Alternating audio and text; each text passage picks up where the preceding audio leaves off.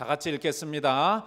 그러므로 한 사람으로 말미암아 죄가 세상에 들어오고 죄로 말미암아 사망이 들어왔나니 이와 같이 모든 사람이 죄를 지었으므로 사망이 모든 사람에게 이르렀느니라.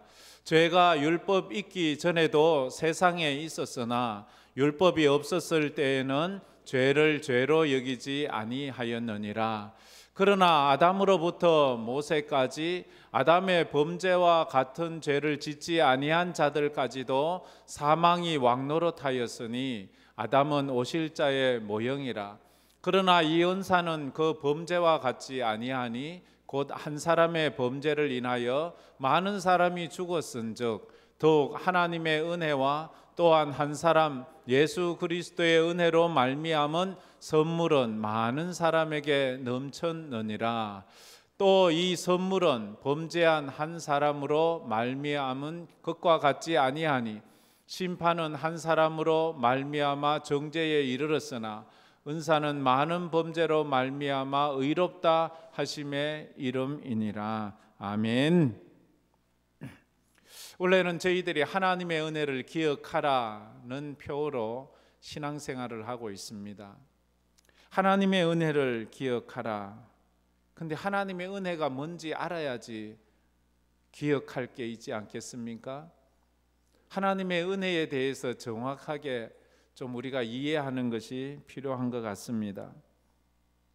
우리가 사람이 먼저 자기 자신이 어떤 존재인지 아는 것은 굉장히 중요합니다.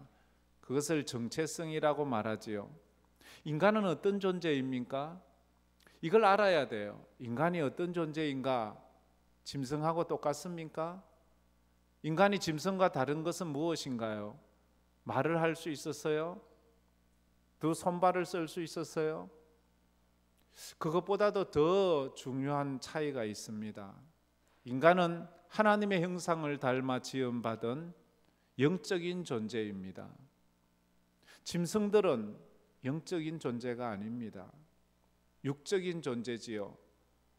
그래서 성경으로 보면 짐승들, 저 동물들은 저 산에 있는 나무나 풀이나 꽃과 별 다를 바가 없습니다. 그들도 영혼이 없기 때문이지요. 그래서 짐승을 잡아먹으면서 우리는 그것에 마음 아파하지 않습니다. 똑같은 우리랑 영적인 존재가 아니기 때문입니다. 그래서 나는 어떤 존재인가를 먼저 알아야 돼. 나는 영적인 존재다. 하나님을 닮은 존재다. 영적인 영성을 가진 영적인 행위를 해야 된다. 그게 바로 예배예요.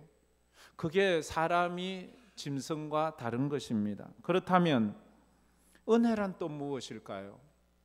어떤 은혜를 기억하라는 것일까요? 제가 지지난주 첫째 주에 그 말씀을 드렸습니다. 은혜란 단어가 성경에 200번 이상 나옵니다. 성경에 나오는 단어들은 그냥 우연히 어쩌다 보니까 쓰는 그런 것들이 아닙니다. 굉장한 의도적인 것이 있습니다. 우리가 신년에 대통령 신년 인사에도 보면 요번에 경제에 대한 단어를 몇 번이나 썼어? 요번에 평화에 대한 단어를 그 단어의 개수에 따라서 그의 무게를 논하지 않습니까? 그 사람이 말하는 담화문에도 거기에 나오는 단어 하나하나에 무게를 둔다면 하나님께서 이 땅에 남기신 그 모든 글에는 그저 어쩌다가 쓴 단어들이 아니고 그 단어들에는 굉장한 그 하나님의 의도성이 있다는 거지요. 은혜라는 단어가 제일 처음 쓰여진 곳은 창세기 6장 8절입니다. 노아 시대에 온 세상이 죄를 지어 하나님의 심판을 받아 물로 다 잠겨버릴 때에 그때 하나님은 말씀하셨습니다. 노아는 여호와께 은혜를 입었더라. 노아가 하나님께 은혜를 받았어요. 어떤 은혜를 받았습니까? 부자 되는 은혜였나요? 출세하는 은혜였나요? 그런 게 아니에요. 온 세상이 홍수 심판으로 죽을 때 그 홍수 심판에서 구원받는 것을 은혜 받았다라고 말합니다. 우리 성도들이 성경적 은혜 받았다 하는 것은 이 땅에서 부자 되고 출세하고 좋은 대학 가고 좋은 집 사고 이게 아니고요. 먼저 이 세상이 멸망하는 그날에 내가 구원받는 것, 그게 은혜입니다. 그 은혜를 기억하라는 것입니다. 그리고 마지막 단어도 우리가 또 생각해 볼 만합니다. 은혜라는 단어를 마지막 쓴 때는 언젠가 하면 성경의 제일 마지막 책 요한계시록에서 나옵니다. 요한계시록의 마지막 장은 22장입니다. 22장의 마지막 절은 21절입니다. 성경의 제일 마지막 장 마지막 절에 이렇게 나와 있습니다. 주 예수 그리스도의 은혜가 너희에게 있을지어다. 주 예수 그리스도의 은혜가 있을지. 은혜, 예수의 은혜가 뭔가요? 예수님은 우리에게 무슨 은혜를 주셨나요? 주님이 이 땅에 오셔서 십자가에 못 박혀 죽으심으로 말미암아 이제 그를 믿는 자들에게 주시는 은혜가 있는데, 마지막 주님 재림의 날에 그 나팔 소리가 울릴 때 우리가 천국 혼인잔치에 참여하는 은혜를 말하는 것, 마라나타의 은혜지요. 마라나타. 그래서 주 예수여 어서 오시옵소서. 그게 바로 이 요한계시록 마지막 끝부분에 나와 있지 않습니까? 그래서 은혜라는 것은 이 세상이 심판당할 때 구원받는 것이고, 마지막 주님 재림의 때에 천국 혼인잔치에 참여하는 그 은혜를 말합니다. 하나님 저에게 그런 은혜를 주셔서 감사합니다. 그 은혜만 있으면 세상을 살아갈 때 좀 힘들어도 괜찮아요. 이 세상은 영원하지 않아요. 잠시 잠깐뿐이에요. 세상을 살 때 외롭거나 아프거나 어려움이 있어도 괜찮아요. 우리의 끝은 천국 혼인잔치이기 때문에, 천국 혼인잔치가 우리 인생의 마지막이고 그것이 내 인생의 영혼을 가져온다면 괜찮아요. 그래서 믿음으로 사는 거예요. 이 땅에서 아무리 잘 먹고 잘 살고 좋은 삶을 살아도 내 끝이 지옥 유황불이라면 그것은 괜찮지 않아요. 그것은 불행한 거예요. 그 인생은 실패한 거예요. 그래서 우리가 죽으면 영원한 삶을 살자. 지옥에서 영원히 살든지 천국에서 영원히 살든지. 근데 내가 어디서 영원히 사느냐? 하나님의 나라에서 영원히 살게 되는 그 축복, 그게 은혜다 하는 것입니다. 그래서 은혜를 받았다는 말을 자주 쓰지요. 우리가 그래도 그것도 말은 되지요. 설교를 듣고 오늘 목사님 설교가 은혜가 되었습니다. 은혜 많이 받았습니다. 그런 표현도 쓰잖아요. 그리고 요즘 내 은혜가 많습니다. 이렇게 쓰기도 하잖아요. 이 은혜라는 것을 우리가 이렇게 쓰기도, 사람의 감정을 이야기할 때도 감정이 좀 감동을 받고 기쁨이 있고 깨달음이 있으면 그것도 은혜라고 하는데, 그런데 은혜라는 것은 내 감정의 선을 넘어서야 되는 것입니다. 은혜는 갚을 수 없는 거예요. 은혜는 값으로 매길 수 없는 것입니다.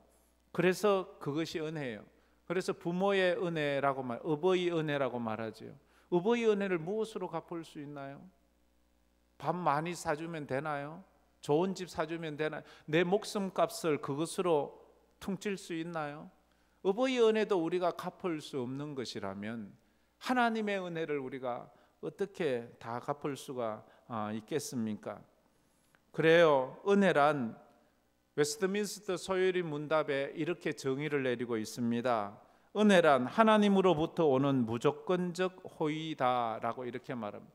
하나님께서 우리에게 주신 무조건적 호의, 사랑, 이런 걸 말하지요. 조건이 없어요. 이유가 없어요. 그래서 그것이 은혜인 것입니다. 그래서 믿음의 본질은, 믿음의 근본은 은혜에서 오는 거예요. 내가 하나님을 믿는 것은 은혜에서 오는 것이지 무슨 조건으로 믿는 게 아니에요. 내가 하나님이 내게 뭘 해주셔서, 내가 뭘 어떻게 해서, 그것이 아니고 무조건적인 하나님의 은혜에 감사하는 반응이 믿음이다라는 거예요. 그래서 믿음은 내게서 온 것이 아니에요. 믿음도 하나님의 은혜로 주어진 것이라는 것을 알 수 있습니다. 좀 딱딱한 설교일 수 있어요. 그러나 가만히 들어보면 충분히 이해할 수 있고, 이해하게 되면 어느 순간에 감동이 오고 은혜가 되는 거예요.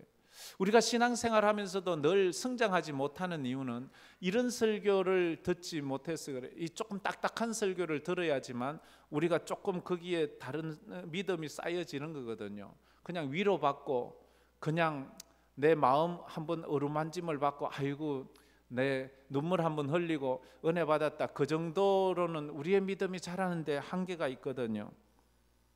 그래서 이 은혜의 최고 절정이 어딘가 하면 바로 우리 예수 그리스도의 십자가와 부활, 그게 하나님께서 우리에게 베풀어 주시는 은혜의 절정이라고도 할 수 있습니다.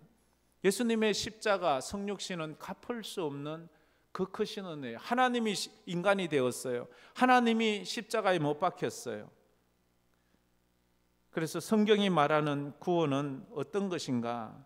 내가 구원받았다라는 것은 죄와 사망이 지배하는 세계에서 은혜와 생명이 지배하는 세계로 옮겨진 것을 구원이라 그래 말합니다. 한번 다 같이 읽어봅시다. 구원은 죄와 사망이 지배하는 세상에서 은혜와 생명이 지배하는 세계로 옮겨진 것이다.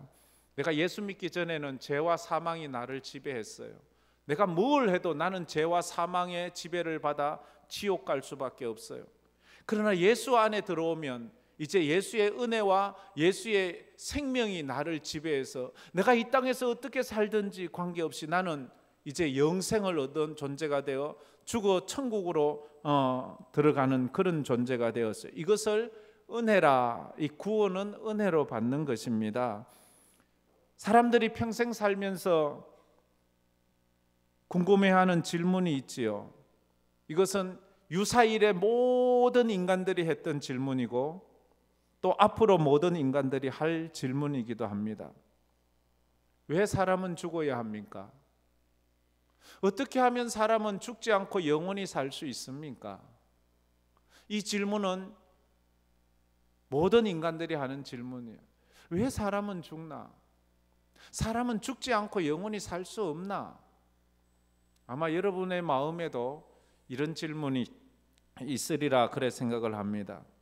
오늘 우리가 읽었던 이 성경 말씀 로마서 5장에서는 이 질문에 대해서 정확한 답을 우리에게 주고 있습니다. 왜 사람은 죽어야 하나? 사람은 영원히 살 수 없나?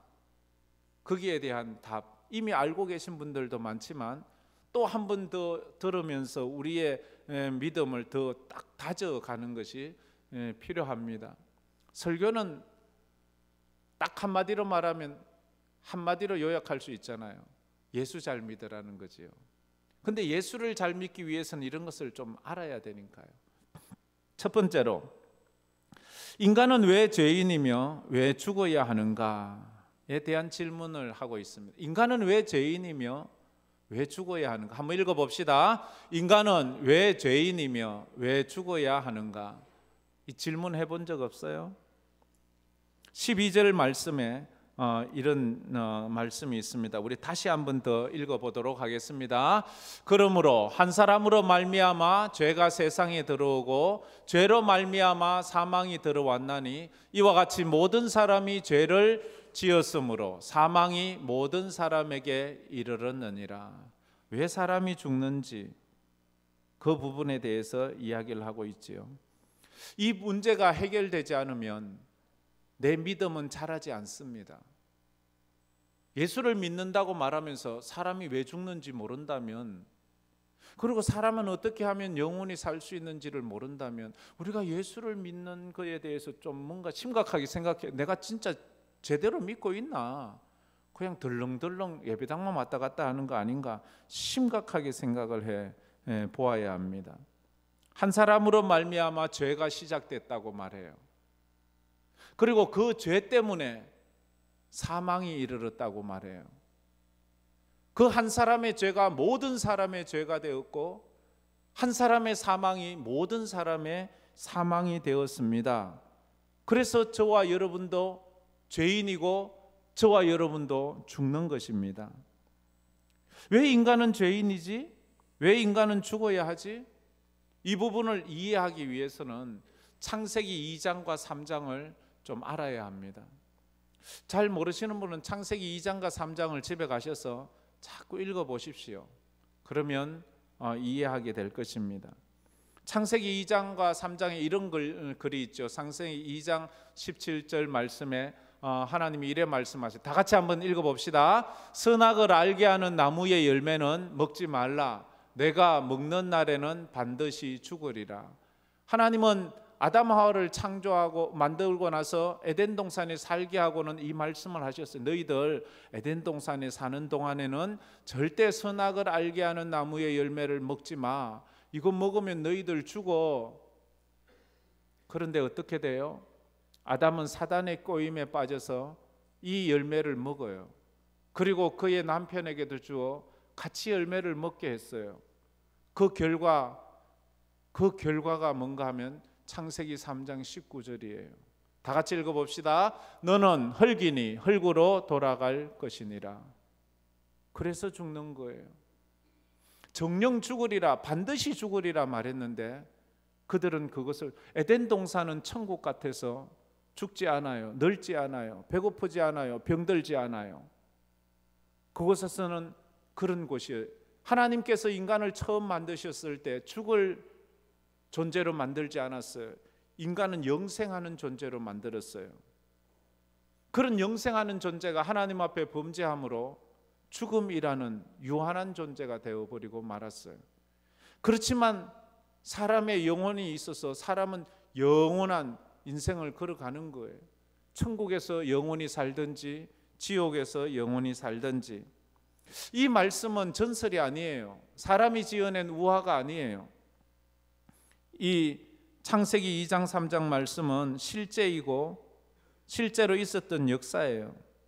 그래서 신구약 성경을 전체적으로 이해하는 데 있어서 꼭 필요한 신구약 성경 전체를 푸는 열쇠이기도 해요. 이 창세기 2장과 3장이, 여기서 우리가 궁금해하는, 사람은 왜 죽어야 되지? 예수님은 이 땅에 왜 오셨지? 예수님은 왜 십자가에 죽으셔야 했나? 우리는 왜 예수를 믿어야 하나? 우리는 어떻게 하면 영생할 수 있나? 이 모든 질문의 원인이 여기에 있는 거예요. 그런데 이 창세기 기록이 없다고 생각해 보세요. 그럼 예수님이 왜 와야 돼요? 예수님이 왜 십자가에 죽어야 돼요? 그리고 또 우리는 왜 예수를 믿어야 돼요? 이런 이유가 없어요. 그래서 이 성경이 진짜 하나님이 지으신 책이라는 것을 우리는 인정할 수밖에 없다는 거예요. 누가 선악과를 먹었느냐고 묻는다면 여러분은 뭐라고 대답하겠어요? 당신이 선악과를 먹었냐고 말하면, 나는 선악과 안 먹었는데요, 난 선악과 본 적도 없는데요, 나는 선악과가 어떻게 생겼는지도 모른대요, 왜 나한테 자꾸 그런 말을 하세요? 나는 그거 본 적도 없는데. 이게 우리의 변명 아닙니까? 왜 아담의 죄를 나한테 뒤집어 씌우는 것입니까? 그런데 성경을 읽고 우리가 하나님 앞에 예배 드리다 보면 어느 순간에 이것이 깨달아지는 때가 있어요. 아담의 죄가 나의 죄고 아담의 벌을 내가 받고 있구나. 그것을 요한복음 16장에는 이래 말해요. 보혜사 성령을 받는 사람의 증거가, 보혜사 성령이 너희에게 임하면 죄에 대해서, 의에 대해서, 심판에 대해서 깨닫게 해주겠다고 말씀해요. 죄가 뭔지를 깨닫고 의로움이 뭔지를 깨닫고 하나님의 심판이 뭔지를 성령께서 깨닫게 해주시는 거예요. 그러면서 예수 십자가의 의미를 깨닫게 해주시고 우리에게 그 믿음을 주신다고 말하는 거예요. 그래서 우리가 읽었지만 12절 하반절에도 보면 이와 같이 모든 사람이 죄를 지었으므로 사망이 모든 사람에게 이르렀느니라. 참, 이 모든 사람, 나는 선악과 본 적도 없고 먹은 적도 없는데 왜 그 아담의 죄를 나한테까지 연결시키냐? 성경은 말합니다. 우리가 아담의 죄를 유전받았다는 표현을 쓰기도 하지만 더 확실하고 완벽한 표현은 아담의 죄가 우리에게 유전됐다는 표현보다는 아담이 선악과를 따먹는 그 죄를 짓는 그 자리, 그 시간에 내가 거기에 함께 했다는 거예요. 성경은 그걸 강조하고 있습니다. 아담이 선악과를 먹고 죄를, 하나님 앞에 불순종의 죄를 지을 때 우리도 아담의 몸 안에서, 아담의 후손으로서 아담 안에서 우리가 아담과 함께 하나님께 그 불순종의 죄를 지었다라고 이렇게 성경은 우리에게 이야기를 하고 있습니다. 그래서 우리가 회개할 때에 하나님, 내가 아담이 지은 그 죄가 바로 나의 죄입니다 라고 고백을 해야 된다는 거죠. 왜냐하면 거기 너 있었는가 그때에 주가 그 십자가에 달릴 때, 우리는 예수님 십자가 달릴 때 그 밑에 우리가 있었다고 고백을 합니다. 예수님 십자가 달릴 때 예수님을 향하여 비난하고 예수님을 향하여 저주했던 그 무리 속에 내가 있었다고 그렇게 고백을 합니다.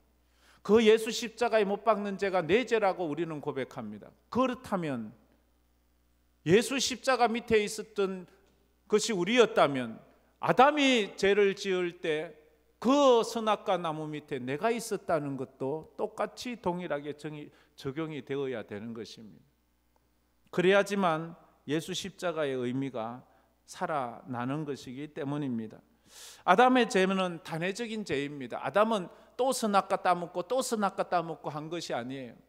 그처럼 예수님의 십자가는 한 번 단회적인 거예요. 또 십자가에 못 박히고 또 십자가에 못 박히고 그게 아니거든요. 아담의 죄는 단회적인 죄예요. 한 번 지었던 죄예요. 그걸 원죄라 말합니다. 모든 죄의 원인이고 근본인 죄, 그걸 원죄라 그렇게 말합니다. 이 원죄가 왜 이렇게 중합니까?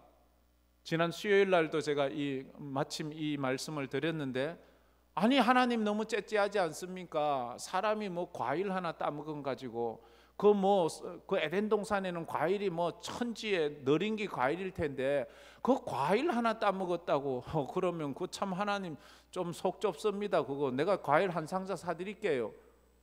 지금 그 얘기가 아닌데 사람은 그런 식으로 풀려고 해요.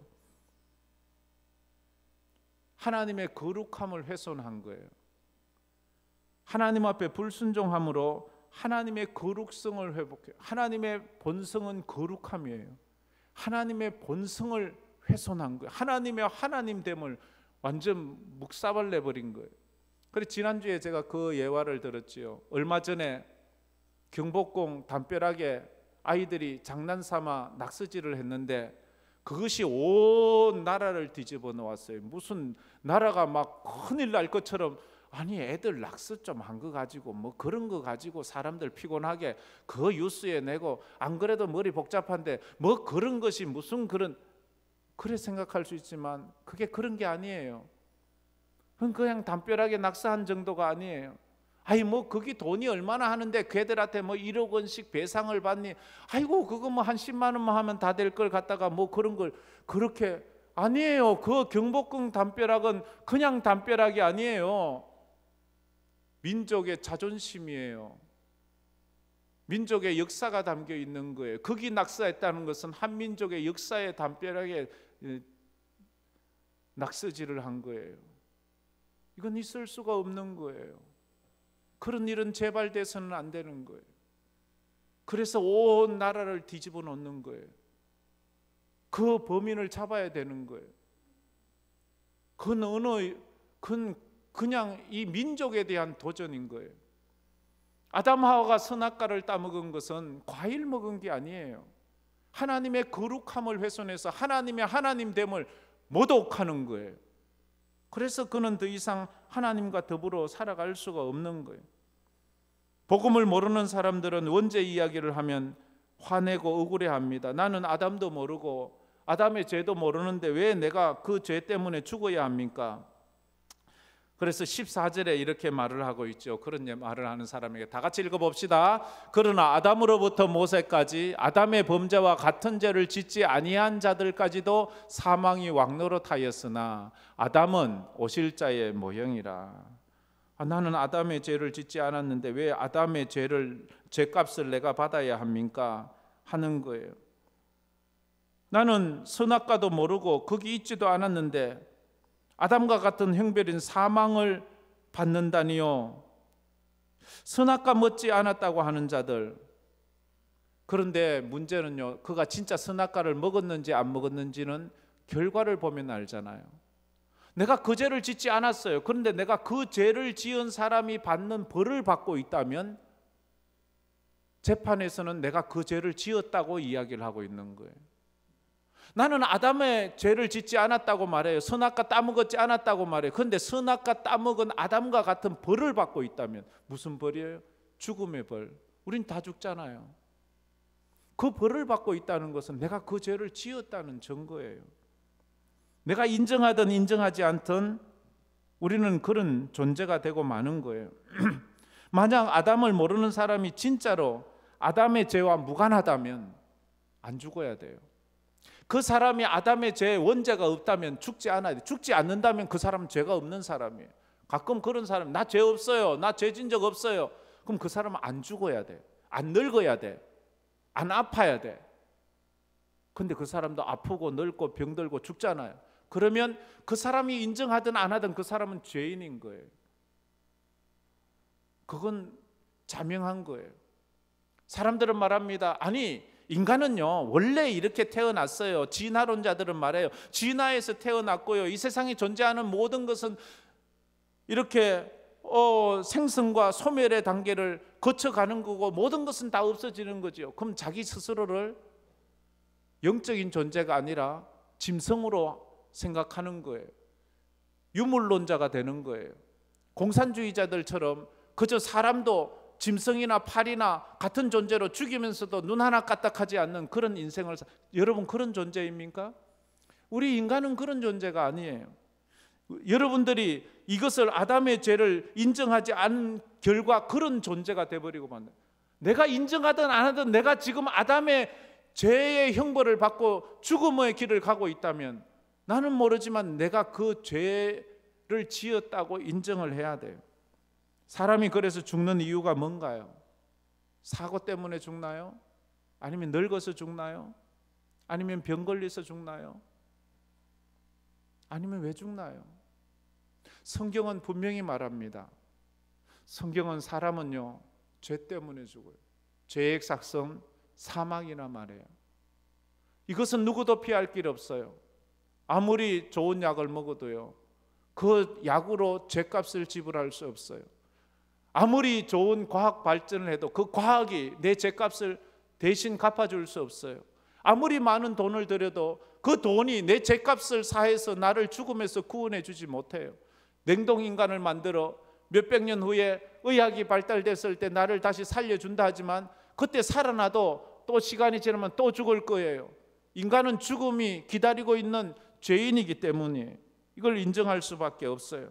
예수님이 십자가에 죽으신 것은 바로 인간의 이 죽을 죄 때문에 십자가 못 박힌 거지, 도덕적인 죄 때문에 십자가 못 박힌 게 아니에요. 내가 거짓말하고 남 속이고 남 미워하고 이것 때문에 예수님 십자가 못 박힌 거 아니에요. 그래서 우리가 더 믿음으로 써야 돼요. 도덕적 죄가 아니 아담의 원죄 때문에. 그래서 우리는 죄를 지어서 죄인이 아니고 죄인이기 때문에 죄를 지을 수밖에 없어요. 성선설이 아니에요. 성악설이에요. 우리는 태어나기 전에 이미 죄인이었어요. 그리고 두 번째로 어떻게 죄의 문제와 죽음의 문제를 해결할 수 있는가 하는 거예요. 다 같이 읽어봅시다. 어떻게 죄의 문제와 죽음의 문제를 해결할 수 있는가. 이게 문제잖아요. 이것만 돼준다면, 나를 영원히 살게만 해준다면, 전에 어떤 부자가 그랬잖아요. 내 생명을 6개월만 연장시켜 준다면 내 재산의 반을 주겠습니다. 의사가 뭐라고 그래요? 대꾸도 안 하고 돌아서잖아요. 그 어떻게 사람의 생명을 연장시킬 수 있나요? 물에 빠져서 허우적거리는 사람이 있어요. 이 사람은 수영을 못해요. 수영 장비가 하나도 없어요. 어떻게 해야 살아나나요? 그 사람으로는 살아날 방법이 없어요. 누군가 가서 그 사람을 구해 주어야 돼요. 그처럼 인간은 인간 스스로 이 죄의 사망에서 구원할 수 없어요.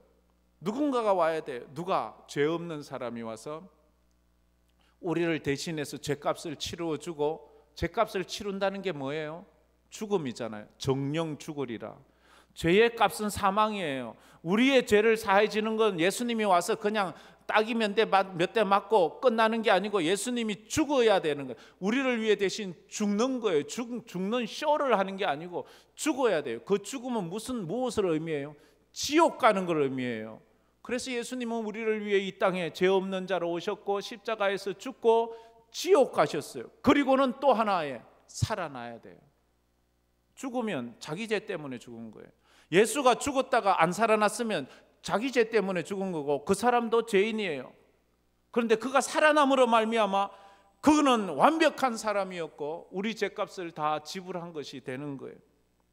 우리 중에도 누가 죽지 않고 살아난다면 그 사람은 죄 없는 사람이라고 인정할 수도 있어요. 그래서 17절 말씀에 이렇게 말합니다. 17절 말씀 다 같이 한번 읽어보았으면 좋겠습니다. 17절 다 같이 읽겠습니다. 한 사람의 범죄로 말미암아 사망이 그 한 사람을 통하여 왕노릇하였은즉 더욱 은혜와 의의 선물을 넘치게 받는 자들은 한 분 예수 그리스도를 통하여 생명 안에서 왕노릇하리로다. 한 사람의 범죄로 말미암아 사망이 한 사람을 통하여 왕노릇하였던 것처럼 예수 그리스도를 통하여 생명 안에서 생명이 왕노릇한다는 그 말을 하고 있습니다. 한 사람의 범죄로 사망이 들어왔고 또 한 사람의 순종함으로 생명이 우리에게 들어왔어요.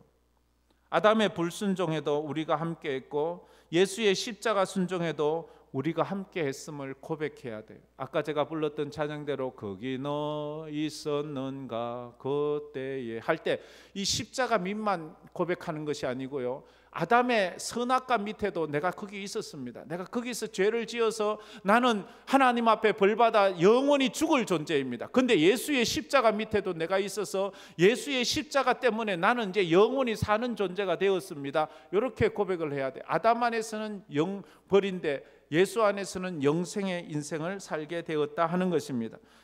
아담 안에 죽고 예수 안에 영생을 얻었습니다. 아담의 죄를 믿지 않으면 예수가 필요 없는 거예요. 아담의 죄를 믿지 않는데, 아담이 선악과 따먹은 거 믿지 않으면 예수 필요 없어요. 우리는 이제 영원히 살 거니까. 근데 예수가 필요한 이유는 아담이 죄를 지었기 때문에 예수가 필요한 거예요. 예수 십자가가 필요한 거예요. 그래서 이 아담의 죄와 예수의 십자가는 뗄래야 뗄 수 없는 한 짝이에요. 나는 예수는 믿는데 아담의 죄는 안 믿어. 이거는 믿음이 늘 흔들려요. 그런 것 때문에 믿음이 늘 흔들리는 거예요. 견고하게 서 있어야 돼요. 그러면 나는 죄인이다, 그래서 예수가 필요한 것이다, 이래 나는 병이 있어, 그래서 나는 약을 먹어야 돼, 이렇게 나오는 거지. 나는 병도 없는데 약 먹어. 내가 왜 약 먹는데? 나는 괜찮은데. 너 이 병이 있잖아. 병이 있는 것을 인정하는 사람만 약을 먹는 거예요. 병이 없으면 약 안 먹어요. 병원에 안 가요. 그처럼 죄라는 것을 인정하지 않으면 예수가 필요 없는 거예요.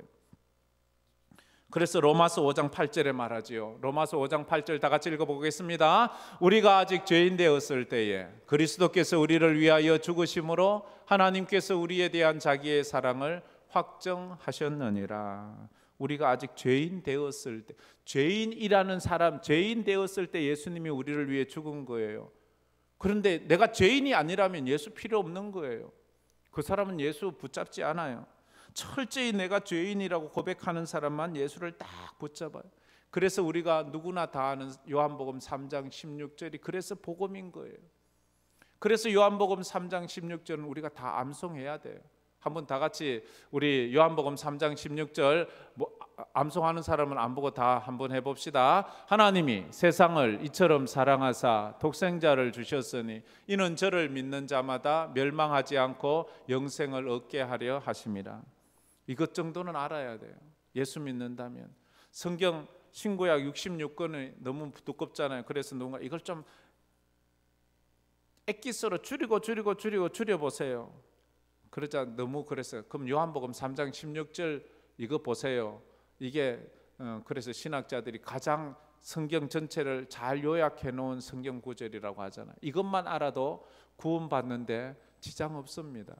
하나님이 세상을 이처럼 사랑하사 독생자를 주셨으니 이는 저를 믿는 자마다 멸망하지 지옥 가지 않고 영생을 얻게 하려 하심이라.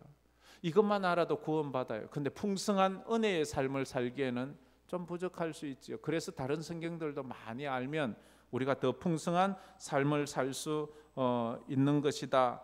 이렇게 우리가 할 수 있습니다. 이것이 바로 예수의 생명을 우리와 이식 수술하는 거예요. 우리는 어쩔 수 없어요. 죽을 몸이에요. 그러나 예수가 이 땅에 오셔서 자기의 생명을 우리에게 주고 우리의 죽을 몸을 자기가 가지고 가서 십자가에서 못 박혀 죽은 거예요. 이게 이식 수술. 그거 우리 성찬식 때 이것을 기념하는 거예요. 예수 생명 내 안에, 내 생명 예수 안에. 이래서 예수의 영생을 내가 품는 그런 것을 우리가 상징적으로 하는 그 시기 성찬식입니다. 마지막으로 우리가 세 번째, 아담은 사망에 속한 자의 대표이고 예수님은 생명에 속한 자의 대표이시다. 다 같이 읽겠습니다. 아담은 사망에 속한 자의 대표이고 예수님은 생명에 속한 자의 대표입니다. 이걸 우리가 늘 고백해야 돼. 아담은 우리 모든 죽음을 가지고 온 원인이고 예수는 우리에게 영생을 주는 원인이 된다. 근데 인류는 아담 안에 있는 자는 다 사망의 길을 가요. 그래서 예수 믿든 안 믿든 관계없어요. 모든 존재는 다 사망의 길을 가요. 그게 결국은 지옥에 가는 거예요. 그런데 예수 안으로 들어오면 예수 안에서는 생명이 보장되는 거다. 그렇게 말하는 겁니다. 19절 말씀 다 같이 한번 읽어보도록 하겠습니다. 한 사람이 순종하지 아니함으로 많은 사람이 죄인 된 것 같이 한 사람이 순종하심으로 많은 사람이 의인 되리라. 한 사람, 이건 아담을 말하죠. 아담의 불순종이 많은 사람을 죄인으로 만들고 죄의 삭시 사망이 되었어요. 그런데 한 사람 예수의 순종하심으로 많은 사람이 의인, 죄 없는 사람이 되어 영생을 얻게. 그래서 둘은 아담은 사망에 속한 자의 대표가 되고 예수는 영생 얻는 생명에 속한 자의 대표가 되는 거예요. 오늘 본문 말씀 15절, 17절, 18절, 19절을 표로 그렸는데 표로 그리면 저렇게 됩니다. 전 요번에 나왔네요. 아담으로 말미암아 얻어지는 것과 예수로 말미암아 얻어지는 것을 요 성경에 나오는데 여러분들이 읽고 줄 긋기 좀 해보세요. 여러분 스스로가 오늘 이 본문 말씀으로 해본다면 15절은 한 사람의 범죄를 인하여 많은 사람이 죽었은즉 그 옆에 한 사람으로 말미암아 선물은 많은 사람에게, 선물은 은혜를 말하는 거지요. 17절에는 한 사람의 범죄로 말미암아 사망이 왕노릇했고 그 옆에 한 분 예수를 통하여 생명 안에서 왕노릇해요. 18절은 한 범죄로 많은 사람이 정죄에 이르고 18절은 한 의로운 행위로 많은 사람이 생명에 이르게 되어 19절에 우리가 읽었듯이 한 사람이 순종하지 아니함으로 많은 사람이 죄인 되었고 한 사람의 순종하심으로 많은 사람이 의인이 되었습니다. 이게 아담으로 말미암은 것과 예수로 말미암은 것의 차이예요. 둘은 아담은 이 죄의 대표고 예수는 생명의 대표가 되었습니다. 아담은 불순종함으로 죄인들의 대표고 예수는 순종함으로 모든 의인의 대표가 되었습니다. 아담의 범죄가 인간에게 죽음을 가져왔듯이 예수님의 십자가 순종이 모든 사람들에게, 예수 믿는 사람에게 생명과 의를 가져왔어요. 이 둘은 같이 가야 돼. 같이 믿어야 되는 거예요. 한쪽만 믿어서는 불완전한 믿음이 되는 거예요. 그래서 21절에 이렇게 말하죠. 21절 말씀 마지막으로 우리 다 같이 한번 읽어보도록 하겠습니다.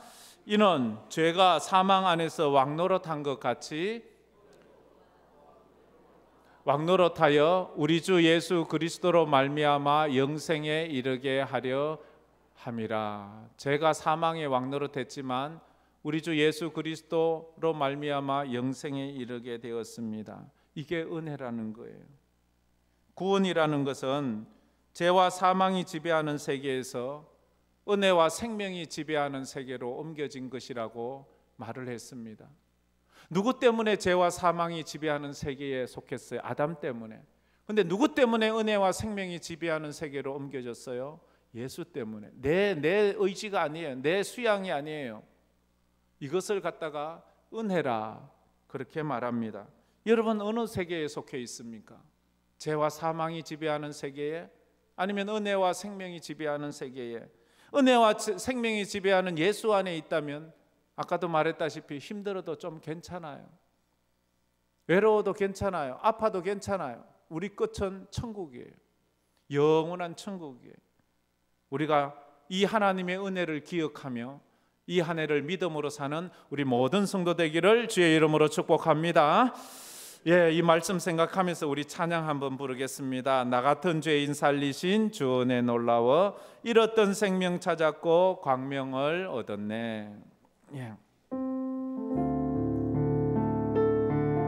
오늘 설교가 이해되지 않는다면 집에 가서 다시 영상 다시 한번 보세요. 나 같은 죄인 나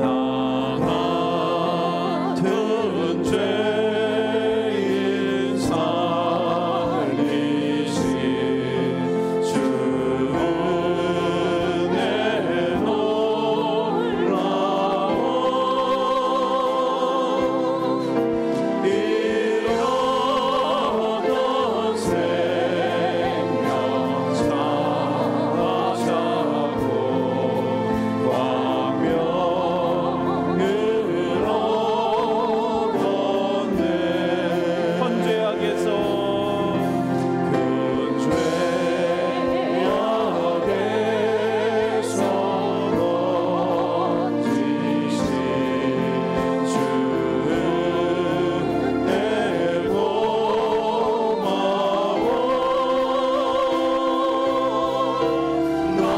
나처럼 미련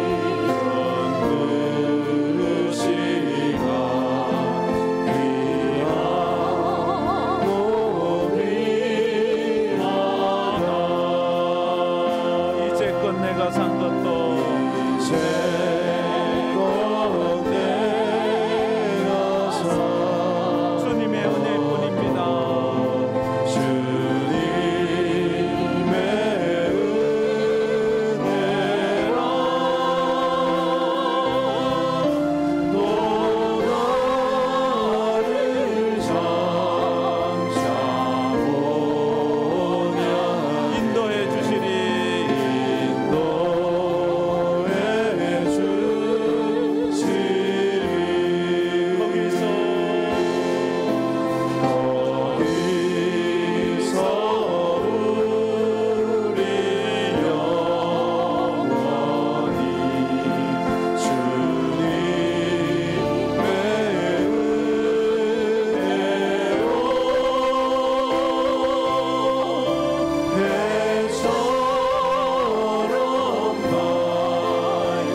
해처럼 나에게 살면서 주 찬양하리 거기서 우리 영원히 거기서 우리 영원히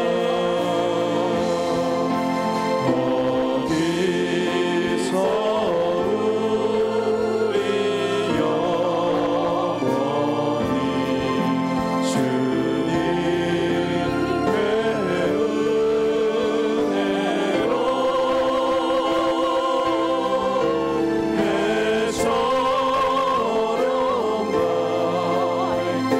해처럼 나에게 살면서 주 찬양하리라